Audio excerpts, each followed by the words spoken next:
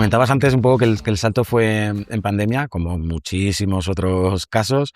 ¿Qué tal fue? Porque hay casos de horror, de éxito, de miedo sobre todo.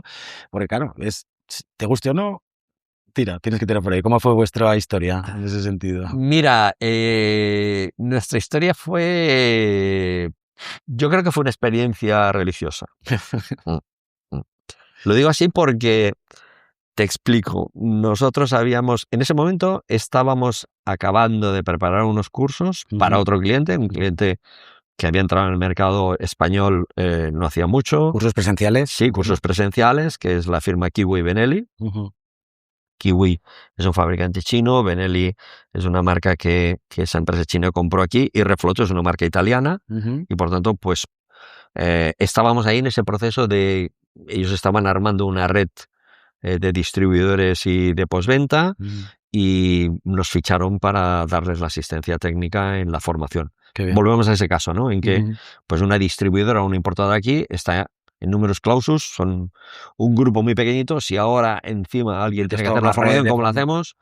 Oye, ¿quién nos puede ayudar? Entonces, bueno, pues dicen que las empresas las forman las personas, experiencias previas de alguien que ya nos conocíamos y que estaba en la postventa, pues nos llamó, hablamos, llegamos a un acuerdo.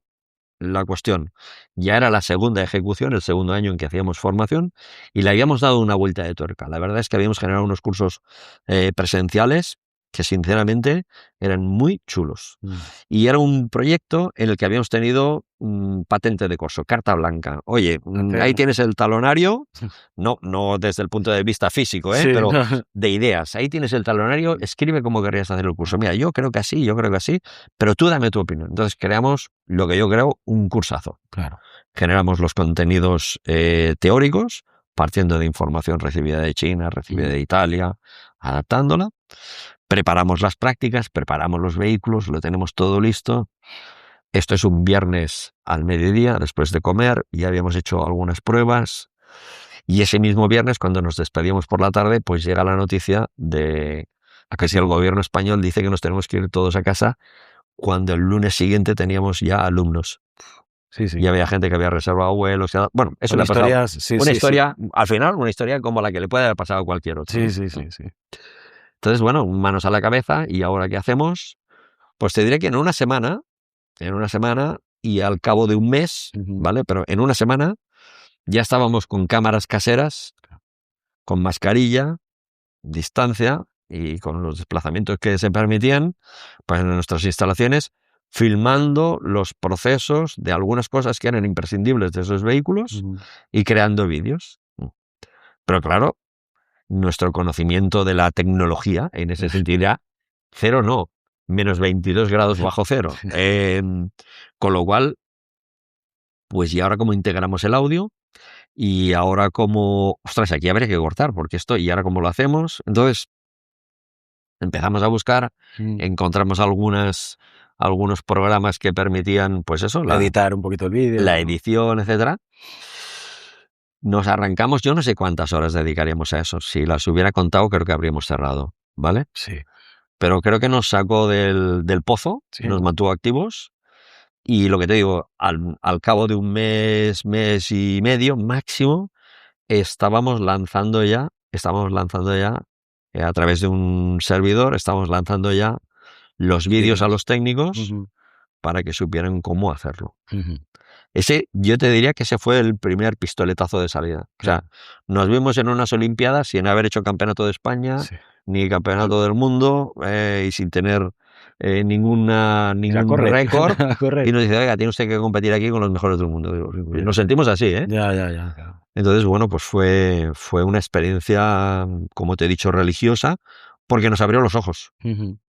¿Vale? Y a partir de ahí, en pandemia, empezamos a generar contenidos online, síncronos, ¿vale? Ya empezamos a utilizar plataformas como Zoom, etcétera, pero sobre todo al final acabamos en Zoom, para hacer cursos presenciales, para hacer pues una sala de reuniones en la que hablábamos de algo. Y entonces, pues compartíamos la pantalla del curso que teníamos, compartíamos la pantalla de algunas fotografías que teníamos de cursos, nos llevábamos la cámara, nos íbamos al taller y enseñábamos algo ahí, ¿no? Entre dos.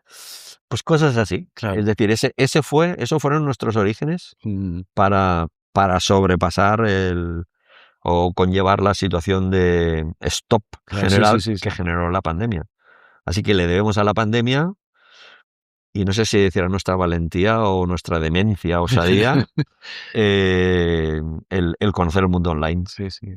Más es que es curioso porque el online lleva ya mucho más tiempo que antes de la pandemia. O sea, pero había ese miedo o decir sacar de la zona de confort, decir, bueno, esto lo hago presencial o lo hago tal. Entonces, yo creo que tuvo esa parte positiva de a la gente que todavía no hacía online quitarle un poco ese miedo de golpe, o sea, igual con shock, ¿no? Pero una vez que te pones, que aprendes a usar esos programas o vas mejorando, luego son beneficios y cosas que se quedan. Totalmente. Una vez levantadas las restricciones, nosotros decíamos, ahora todo el mundo que viene del presencial obligado a utilizar una plataforma y hacerlo online, a ver qué pasa cuando van a volver, pero no, vimos que el 90 y mucho por ciento, ya que había estado 2 años haciendo online, se quedó con nosotros y la plataforma que fuera o con sus sistemas y se ha mantenido la formación. Sí, yo te diría que coincido con lo que dices y añadiría que quizás antes de pandemia había cierto rechazo al online. Sí. Se considera como una cosa despreciable, ¿no? Sí. Esto... Mucho más baja calidad. Exacto, y quizás porque tampoco se daba en el grano al 100%, ¿no? Sí. Y la necesidad de mostrar, exhibir, vender, explicar, llevar a cabo a distancia, que nos dieron las redes de comunicación, plataformas de reunión, etcétera, incluso las redes sociales, para mí fueron brutales. O sea, yo para mí hay un antes y un después en mi concepto de la formación online, coincidiendo con ese proyecto, ¿no? Sí. Nos colocó, nos puso contra las cuerdas y luego nos dio muchas oportunidades, porque también durante muchos años nosotros nos habíamos dedicado, por ejemplo, eso nos dio oportunidad de hacer una cosa muy interesante,